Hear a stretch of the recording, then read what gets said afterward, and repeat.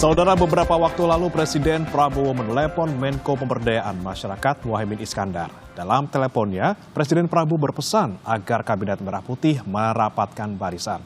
Instruksi Presiden ini terjadi setelah adanya isu matahari kembar saat kedatangan para Menteri Prabowo sowan ke rumah Jokowi. Apakah makna rapatkan barisan ini? Benarkah ada kaitannya dengan isu matahari kembar? Kita akan membahasnya bersama dengan sejumlah narasumber yang bergabung melalui sambungan daring. Di antaranya ada yang sudah bergabung, politisi senior PDI Perjuangan Andreas Hugo Pereira dan juga pakar komunikasi politik UNPAD Kunto Adiwibowo. Selamat pagi Bapak-Bapak. Selamat pagi. Dan saudara, selamat pagi Mas Kuto. Ya, selamat pagi Bapak-Bapak. Dan saudara, kami juga mengundang Wakil Ketua Umum Partai Golkar Ahmad Doli Kurnia yang akan segera bergabung menyusul nanti. Saya pertama ke Mas Kunto terlebih dahulu. Mas Kunto, Pak Prabowo bilang nih, segera rapatkan barisan. Kalau misalnya kita dari berbaris gitu ya, kita bilang kalau misalnya disuruh rapat berarti kan ada barisan yang mencar-mencar, ada yang renggang seperti itu. Walaupun dibilang sama pemerintah itu tidak ada yang renggang, mereka semua solid. Seperti apa Mas Kunto melihatnya? Ya, kalau secara kronologis susah untuk tidak menghubungkan statement dari Pak Prabowo melalui Pak Muhaimin ya, bahwa menteri-menterinya harus merapatkan barisan gitu. Karena sebelumnya beberapa waktu yang lalu ada isu tentang banyaknya Menteri Prabowo yang justru sowan ke Jokowi ke Solo gitu. Nah, ini memang dengan mudah kita mengasosiasikan itu memang sebenarnya. Tapi kalau kita baca kan selain itu mungkin itu juga jadi masalah. Tapi menurut saya setelah Pak Jokowi bilang nggak ada matahari kembar kok, mataharinya cuma satu ya Pak Prabowo. Secara politis itu sudah bisa meredam spekulasi yang di internal dan paling tidak menenangkan Pak Prabowo kan itu yang pertama. Yang kedua, dalam militer biasanya kalau merapatkan barisan tidak hanya soal mencar-mencar Mas, tapi musuh mau datang gitu kan, mau ada sesuatu yang besar yang akan datang sehingga menteri-menterinya harus berkonsolidasi kan gitu. Nah, yang besar ini apa? Ada beberapa hal kan yang dari luar jelas dengan perang tarif yang dimulai oleh Amerika Serikat dan kemudian juga mengancam ekonomi kita dan kita pasti terdampak, itu akan jadi tantangan yang besar bagi kabinetnya Pak Prabowo. Apalagi program-program besarnya kan juga banyak ini Mas, ada makan bergizi gratis di satu sisi, IKN di sisi lain, lalu ada program-program yang lain yang justru ini akan jadi tantangan besar, akan sulit untuk direalisasikan ketika perang tarif ini berlangsung. Yang kedua, ya dari internal sendiri kan ada perubahan politik ya, paling tidak setelah Pak Prabowo ketemu Bu Mega. Nah, ini mungkin Pak Andreas yang bisa bicara lebih panjang nanti kan gitu. Itu jelas akan mengubah peta dan dinamika politik di Indonesia, termasuk dengan isu reshuffle dan kemungkinan PDIP akan masuk kabinet. Ini jadi tantangan tersendiri juga di internal karena jelas ada banyak menterinya Pak Prabowo yang masih loyal ke Pak Jokowi yang agak nggak suka dengan PDIP mungkin gitu kan, atau ada kemungkinan akan ada aktor-aktor yang kemudian aktor-aktor politik memanfaatkan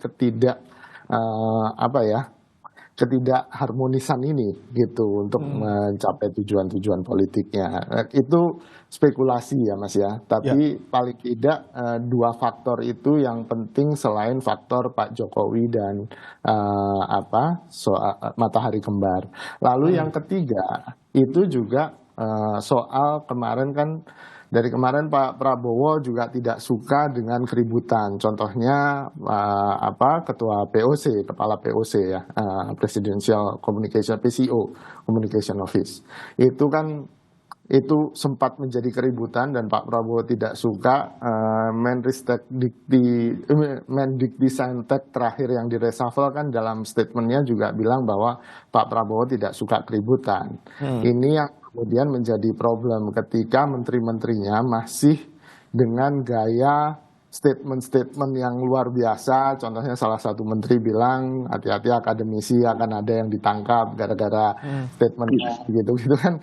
Itu kan menjadi sebuah keributan di media sosial dan opini publik yang mungkin tidak disukai oleh Pak Prabowo, sehingga Pak Prabowo ingin menteri-menterinya merapatkan barisan, semuanya terkonsolidasi, semuanya satu perintah gitu kan, tidak ada yang kemudian mengeluarkan statement-statement yang justru membuat keributan itu sih Oke. Mas. Kalau Ya, banyak sekali faktor yang bisa memicu kemudian Pak Presiden bicara soal rapatkan barisan. Tadi ada soal matahari kembar, kemudian geopolitik yang mungkin tantangan Indonesia ke depannya, kemudian ada isu reshuffle juga, dan terakhir soal komunikasi pemerintah yang memang lagi disorot sekarang. Nah, kalau Bang Andreas sendiri melihat seperti apa nih? Apa faktor-faktor yang tadi disebutkan oleh Mas Kunto yang kira-kira paling mungkin kalau menurut dari PDIP? Ya, ya tentu ini spekulasi ya, dalam arti ya, karena Pak Prabowo menyampaikan itu pada Pak Muhaimin, dalam arti bahwa makna yang sesungguhnya tentu kita melihat dari kacamata ya background Pak Prabowo, terus kemudian bagaimana beliau menyampaikan pesan tersebut. Dalam hal ini saya sependapat ya, artinya kalau kita lihat background Pak Prabowo sebagai seorang militer, bahwa merapatkan barisan itu bisa berarti karena ketika latihan ini barisan ini tidak ada di dalam posisi yang kurang lebih posisi yang sama dalam dalam kode etik baris berbaris gitu, dalam arti ada yang mungkin mencong ke kanan, ada yang mencong ke kiri, tidak sesuai dengan aturan gitu, tidak taat asas baris berbaris gitu.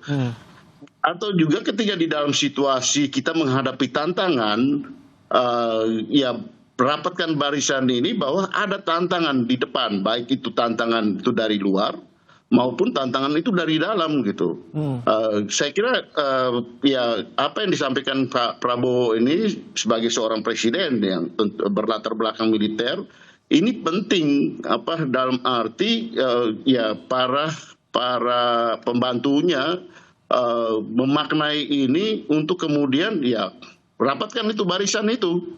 Kalau tidak ya tentu ya ada konsekuensinya dalam hal ini gitu, dalam arti ya kalau kau tidak ikut di dalam barisan ini, keluar dari barisan ya, misalnya seperti itu. Jadi memang ya ada makna yang saya kira perlu menjadi perhatian dari terutama para pembantunya, karena menurut saya artinya ketika kita melihat Pak Presiden sendiri sampai menyampaikan ini, tentu ada hal yang penting ya, tentu ada hal yang mempunyai makna yang penting. Presiden tentu tidak menyampaikan sesuatu asal-asalan gitu, di dalam apalagi ya punya makna politis gitu dalam hal ini. Oke, tapi kalau menurut Anda, Bang Andre, sebagai partai di luar pemerintahan, Anda melihat kekompakan kabinet sekarang seperti apa? Apakah mereka memang secara tim kurang komunikasi atau kurang kompak, atau justru tadi katanya mencang-menceng ke kanan ke kiri seperti itu? Saya kira itu yang paling tahu adalah ya Presiden tentu dengan posisinya sebagai pemimpin, kemudian bagaimana teman-teman di dalam kabinet kita ini kan dalam hal ini ya, artinya ya tidak jauh beda dengan Mas Kunto juga gitu, dalam arti kita melihat dari luar kan bagaimana situasi itu terjadi di dalam gitu. Tetapi kan apa yang terjadi di dalam itu punya impact keluar gitu ya. Contoh aja gitu kan, ketika ada menteri-menteri yang sowan ke tempat yang lain, kemudian dengan bahasa-bahasa yang kemudian bisa menimbulkan interpretasi-interpretasi yang berbeda, interpretasi yang ya kalau dibilang interpretasi keluar dari barisan kalau model interpretasi, kalau bahasa-bahasa seperti itu, yang kemudian juga ya sebagai sebagai orang yang berada di luar kabinet pemerintahan ini tentu ya dan juga masyarakat bisa menilai itu gitu. Ya. Oleh karena itu saya kira ya dalam hal ini kita mendukung penuh bahwa pemerintahan berjalan dengan baik, dengan kompak sehingga bisa menjalankan semua tantangan, menjalankan semua misi ini gitu. Dan apa pesan dari presiden itu seharusnya dilakukan, dilaksanakan apapun maknanya gitu. Seharusnya bisa dilaksanakan oleh para pembantunya dengan baik, dengan tepat dan ya jangan mencong-mencong kiri dan mencong kanan gitu. Sehingga kita menghadapi semua tantangan ini dan bisa mengatasinya. Baik, soal mencong kanan, mencong kiri ini sepertinya memang dari kemarin kita bahas terus. Tapi memang terkait dengan hal ini kita tentunya akan tanyakan langsung kepada Wakil Ketua Umum Golkar ya, Ahmad Doli Kurnia. Selamat pagi Bang Doli, selamat bergabung di Sapa Indonesia Pagi. Bang Doli, ini kan kita masih berbicara terkait dengan pernyataan dari Pak Presiden terkait dengan merapatkan barisan. Tadi disampaikan oleh Mas Kunto dan juga Bang Andreas, memang ada beberapa faktor spekulasi yang menyebabkan Pak Prabowo mengeluarkan pernyataan seperti itu. Nah, kalau dari Golkar sendiri, Bang Doli, seperti apa? Apakah memang betul ada yang renggang, ada yang mencong kanan, mencong kiri, atau seperti apa? Ya, pertama saya kira kalau kita lihat situasi jalannya pemerintahan hari ini ya, apalagi bicara tentang soliditas, saya kira tidak ada masalah ya. Kita lihat di kabinet semuanya berjalan dengan baik sesuai dengan arahan dan instruksi Pak Prabowo sebagai presiden. Kemudian kita lihat di DPR juga semua partai-partai politik sedang sibuk konsentrasi untuk memberikan dukungan yang penuh semua jalannya pemerintahan ini. Ya. Jadi sebetulnya hampir tidak ada masalah kalau kita lihat dari soliditas pemerintahan dan mendapat dukungan dari partai-partai politik ya, dimanapun posisi partai politik yang ada sekarang itu ya, apakah berada di dalam pemerintahan atau kemudian berada dalam di luar pemerintahan gitu. Nah, soal pernyataan Pak Prabowo itu menurut saya juga sesuatu yang memang harus disampaikan terus-menerus gitu loh ya, bahwa kita ini harus solid ya, walaupun dengan bahasa yang berbeda ya, harus merapatkan barisan. Karena apa? Karena memang kita sekarang sedang menghadapi situasi yang tidak bisa kita sebutkan baik-baik saja ya. Tantangan global luar biasa gitu ya. Masalah-masalah eksternal sangat bisa berpengaruh terhadap kita gitu. Jadi kalaupun tidak ada masalah dari eksternal atau global itu, ya kita juga harus konsentrasi penuh menjalankan pemerintahan ini. Apalagi ada tantangan yang besar sekali.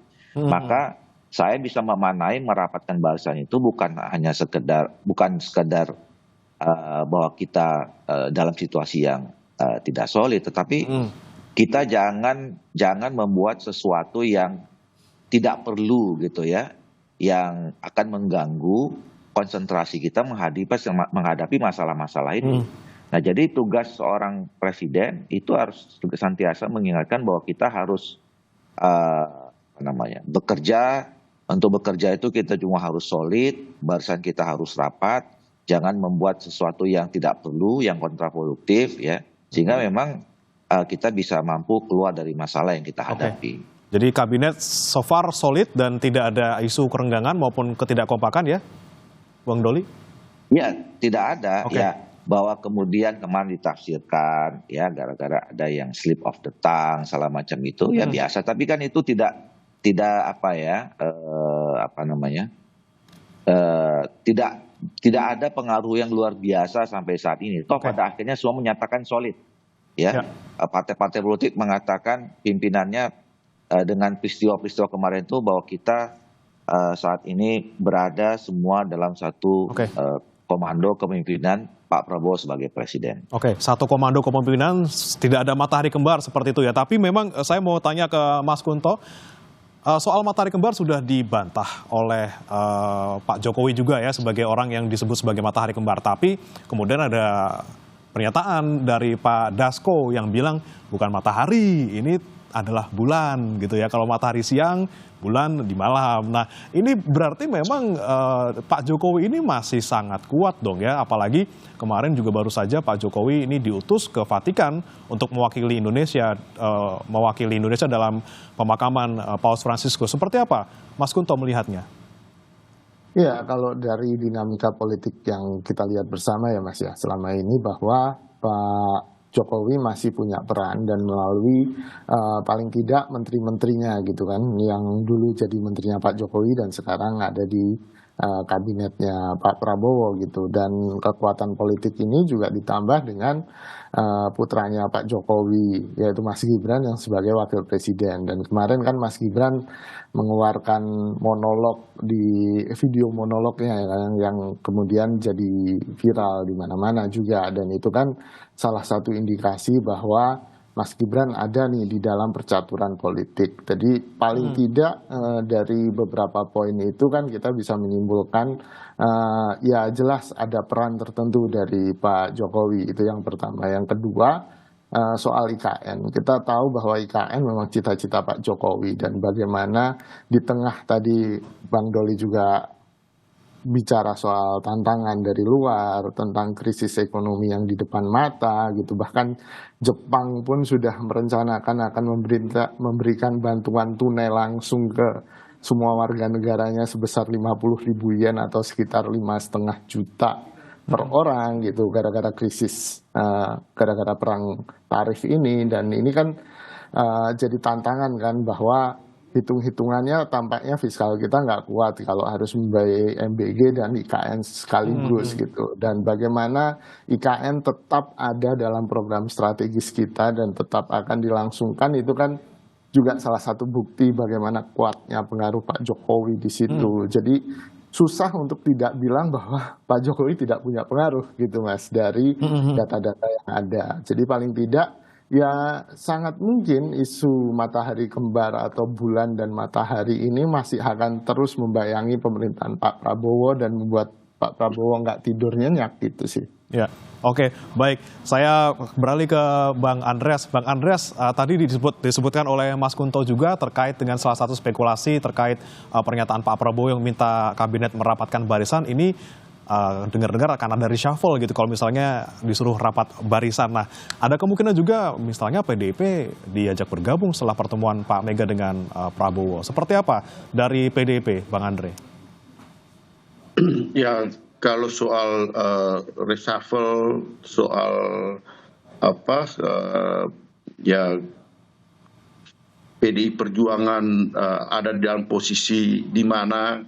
Ya, kalau soal reshuffle itu tentu benar-benar merupakan hak prerogatif dari presiden. Saya kira kita tidak perlu, artinya sebagai politisi ya, dan dari PDI Perjuangan kita tidak mencampuri urusan pemerintahan, dan kita sangat menghormati, menghargai ya otoritas yang ada di tangan presiden.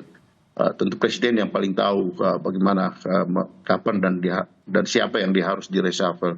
Kemudian soal sikap PDI Perjuangan, saya kira ya selama ini PDI Perjuangan di luar kabinet pun kita banyak memberikan pandangan-pandangan kritis dan juga masukan-masukan untuk pemerintahan yang berjalan ini gitu. Sehingga ya sebenarnya situasi dalam arti dukungan ini ya dari PDI Perjuangan kita memberikan support yang konstruktif dan juga kritik yang konstruktif terhadap proses pemerintahan gitu. Sehingga yang paling baik itu adalah apa yang disampaikan oleh Pak Prabowo, artinya ya perkuat yang ada di dalam pemerintahan sekarang ini gitu. Jangan yang tadi yang saya bilang tadi, jangan mencong-mencong kiri kanan gitu, sehingga kemudian tidak menimbulkan makna interpretasi dan kemudian hal-hal yang tidak produktif di dalam urusan pemerintahan ini gitu. Bahwa PDI Perjuangan kita memberikan support supaya pemerintahan juga berjalan ya maksimal sesuai dengan perencanaan yang sudah dilakukan oleh pemerintah, dalam hal ini pemerintahan Pak Prabowo gitu, bukan pemerintahan yang lain. Dan juga soal matahari, ya matahari itu memang seharusnya cuma satu gitu. Jangan sampai ada matahari yang lain gitu, karena kalau ada matahari yang lain nanti terlalu panas nanti. Oke, baik-baik. Dan menarik juga tadi disampaikan oleh Bang Andre terkait dengan jangan sampai mencong kiri kanan, tapi memang kemudian ada juga pernyataan dari Ketua Umum PAN Zulkifli Hasan yang juga ada di kabinet, katanya akan mendukung Pak Prabowo di pemilu 2029 dan kemudian ditanggapi lagi oleh Caimin yang juga ada di kabinet dari partai PKB. Tapi kita akan bahas ini, saudara, bersama dengan 3 narasumber dalam dialog Sapa Indonesia Pagi usai jeda berikut ini. Kembali di Sapa Indonesia Pagi, saudara, masih membahas terkait dengan ada apa di balik pernyataan Presiden Prabowo terkait kabinet yang diminta untuk merapatkan barisan. Masih bersama kami, Andreas Hugo Pereira, politikus senior PDIP, kemudian Wakil Ketua Umum Golkar Ahmad Doli Kurnia, dan juga Kunto Adi Wibowo, pengamat komunikasi politik. Saya lanjut ke Bang Doli dulu. Bang Doli, tadi terkait dengan ada saling saut ini ya antara Pak Zulhas kemudian Caimin soal dukungan PAN nih, katanya yang sudah fix banget akan mendukung Pak Prabowo di 2029. Kemudian Caimin menanggapinya tergesa amat ini ya, masih baru jadi menteri 6 bulan kok udah ngomong seperti itu. Nah, ini menandakan seperti apa di dalam kabinet, Pak? Apakah sekompak itu? Kenapa dari 2 menteri ini saja kemudian bisa saling saut seperti itu? Iya, saya kira kan itu konteksnya bicara 2029 ya, masih jauh. Dan bisa saja ada orang yang berbeda kalau bicara 2029. Jangankan 2029, bicara besok aja orang belum tentu ada yang sama kan, kira-kira begitu. Dan itu kan terkait dengan soal kebijakan partai politik masing-masing ya. Jadi kalau misalnya PAN sudah hari ini mengatakan akan mencalonkan Pak Prabowo lagi sebagai calon presiden, ya itu hak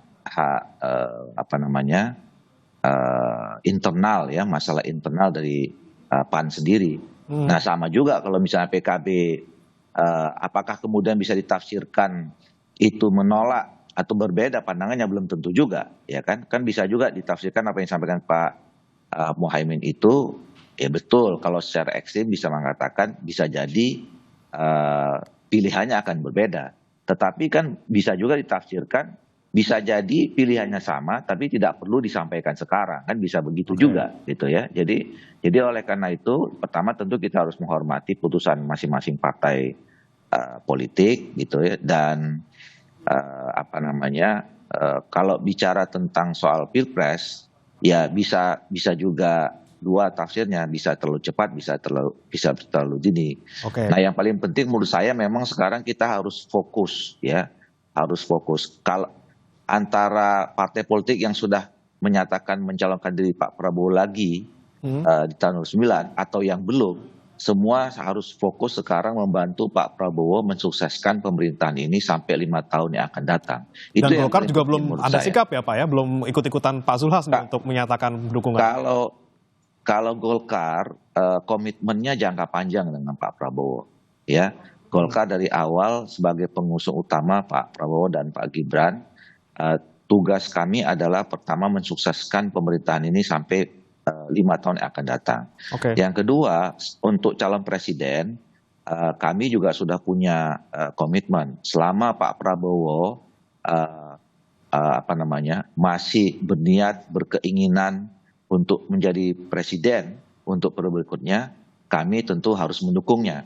Karena kami berangkat waktu itu mendukung Pak Prabowo ini dengan visinya. Jadi saya kira kalau Pak Prabowo mengatakan bahwa visi dan programnya harus dilaksanakan dengan waktu yang disediakan maksimal selama 10 tahun, ya tentu kami akan memberikan dukungan dalam posisi seperti itu. Baik.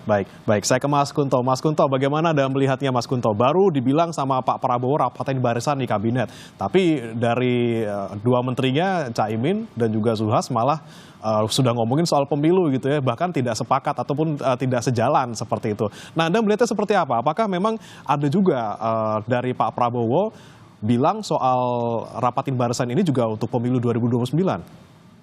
Sangat mungkin itu Mas, karena yang pertama ini kan kejadiannya sebelum Pak Prabowo menelpon Caimin ya, Pak Muhaimin ya. Jadi memang Pak Zulhas ketika acara di PAN menyatakan dukungannya ke Pak Prabowo 2029, dan itu juga akan menggenjot perolehan suara partainya ke nomor 4 kalau nggak salah ya.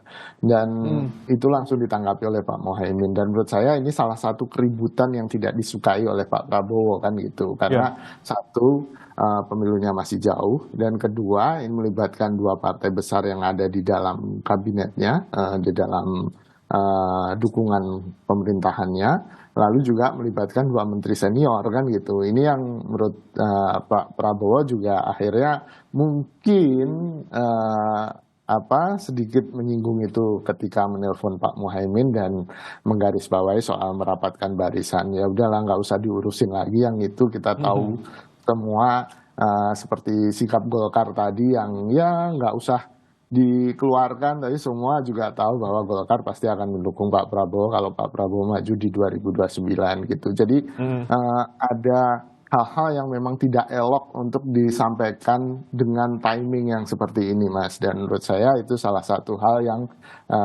menjadi concern Pak Prabowo dengan ungkapannya merapatkan barisan tadi. Lagi-lagi masalah komunikasi ya Mas Kunto ya, di antara kabinet dan juga dari pemerintah ke masyarakat seperti itu. Ya. Betul, Mas. Jadi ya saya pikir harus agak menahan diri lah para ketum-ketum partai yang ada di kabinet ini. Mereka kan punya dua peran, dan menurut saya peran yang sebagai menteri jauh lebih penting sekarang gitu kan, di tengah tadi ancaman dari luar gitu kan, yang kita butuh konsentrasi penuh gitu. Sementara perhelatan politik 2029 masih jauh, ya sense of urgency-nya harus jadi penting dalam komunikasi sehingga warga atau masyarakat tidak kemudian berpersepsi bahwa oh ini hanya mikirin partainya, tidak mikirin masyarakat atau warga negara, begitu sih Mas. Oke, Bang Andreas, kalau menurut Anda seperti apa nih terkait dengan ada kaitannya nih pernyataan Pak Prabowo terkait dengan rapatan barisan dengan pemilu 2029? Iya, saya menyambung apa yang disampaikan oleh Mas Kunto juga tadi, Bung Doli tadi, bahwa di dalam situasi seperti ini, komunikasi politik itu juga menjadi hal yang penting. Gitu. Jadi menyampaikan sesuatu itu ada sense of urgensinya gitu. Ya, jadi ya katakanlah soal mendukung 2029. Kita masih ingat benar gitu apa yang dikatakan oleh pemimpin sebelumnya, tidak cawe-cawe, kemudian apa yang dikerjakan, terus kemudian bahwa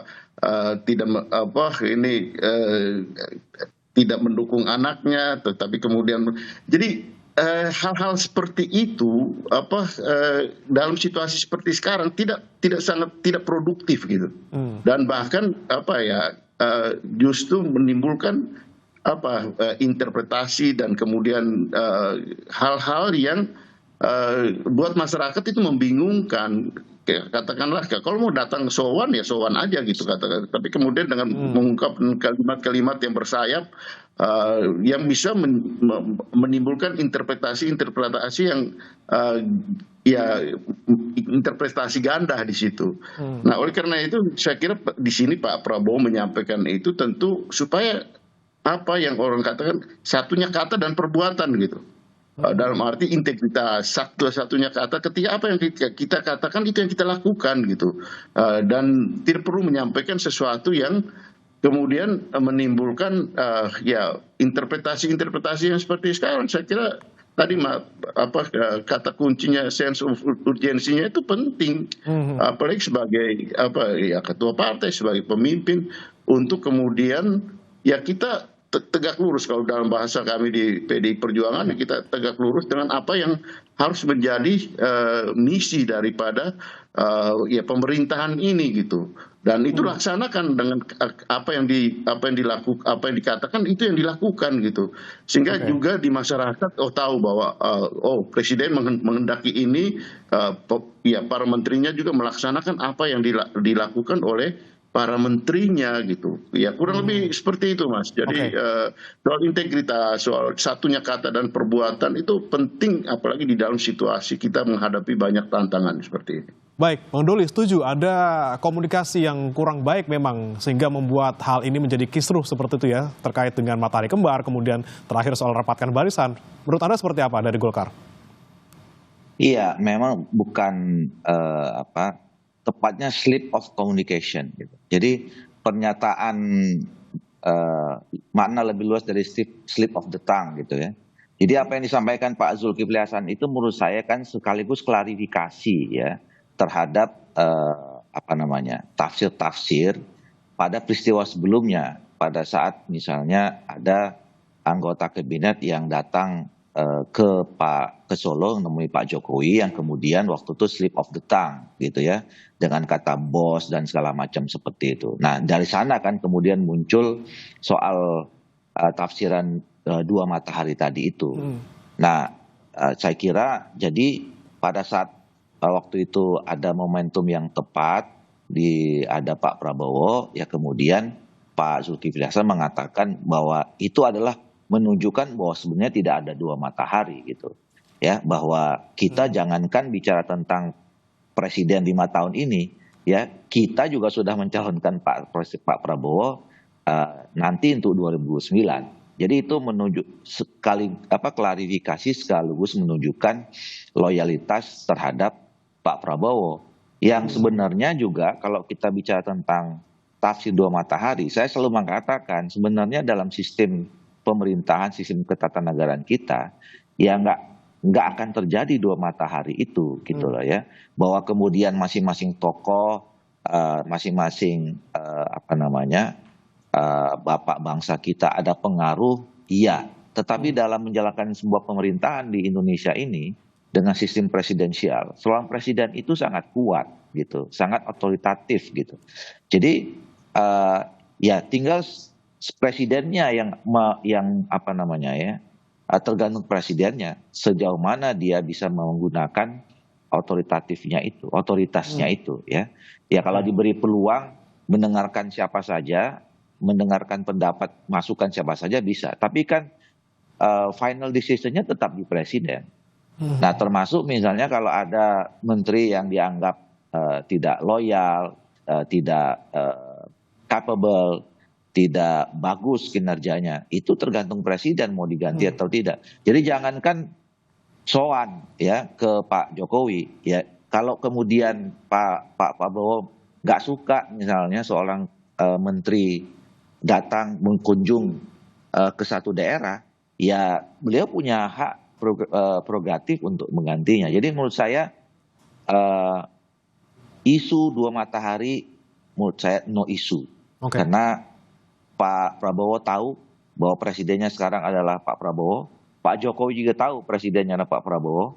Seluruh menteri-menteri juga tahu presidennya adalah Pak Prabowo. Dan republik ini, serepublik ini, rakyat kita juga kita tahu bahwa presidennya adalah Pak Prabowo. Jadi semuanya on depend Pak Prabowo. Oke, baik. Saya ke Mas Kunto lagi, Mas Kunto, kita masih bicara soal mungkin penyebab dari beberapa kali kisruh di kabinet kita terkait dengan komunikasi. Tentunya juga jadi pertanyaan juga nih Mas Kunto terkait bagaimana Pak Prabowo menyatakan rapatkan barisan ini itu by phone hanya ke Caimin gitu ya, dan Caiminnya yang menyampaikan kepada publik dan juga ke kabinet seperti itu. Nah ini seperti apa nih kalau Mas Kunto melihatnya, kan seharusnya sudah ada jalur yang resmi ataupun khusus yang memang untuk komunikasi antar pembantu presiden.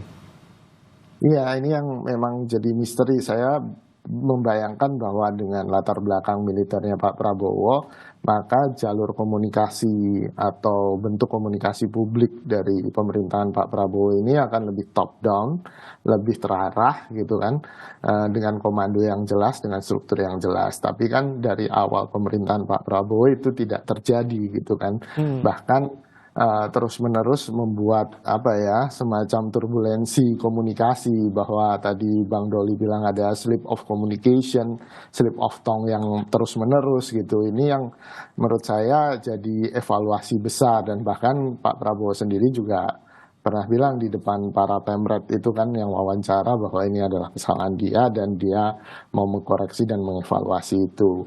Nah, saya sih berharap bahwa komunikasi tidak hanya perannya tidak hanya sebagai corong atau pemadam kebakaran gitu. Komunikasi harusnya menjadi bagian integral dari pengambilan keputusan penting atau pengambilan kebijakan, sehingga sosialisasi yang baik itu bisa terjadi jauh-jauh hari, tidak seperti ya, kasus PPN 12%, lalu LPG 3 kilo gitu kan, dan mungkin ke depannya akan ada banyak lagi dengan tantangan dari luar yang semakin besar gitu. Jadi memang ini harus jadi evaluasi penting ya Mas, dan saya sih berharap pemerintahan Pak Prabowo dengan penunjukan jubir-jubir yang baru gitu, orang-orang terdekatnya Pak Prabowo bisa kemudian mengatur ritme komunikasi dan mengorkestrasi komunikasi dari menteri-menterinya gitu, sehingga tidak terjadi lagi slip of tongue atau pernyataan-pernyataan yang di luar nalar gitu kan, yang disampaikan oleh menteri-menterinya sehingga membuat keributan. Itu sih Mas. Oke, jika semuanya dikomunikasikan dengan baik dan juga dengan jalur yang jelas, tentunya polemik-polemik seperti ini tidak harus terjadi. Baik, terima kasih Mas Kunto Adiwibowo, pengamat komunikasi politik, dan juga sebelumnya ada Bang Andreas Hugo Parera, politikus senior PDIP, dan ada juga Ahmad Doli Kurnia. Pak Doli, Wakil Ketua Umum Golkar, sudah bergabung bersama kami di Sapa Indonesia Pagi. Salam sehat Bapak-Bapak.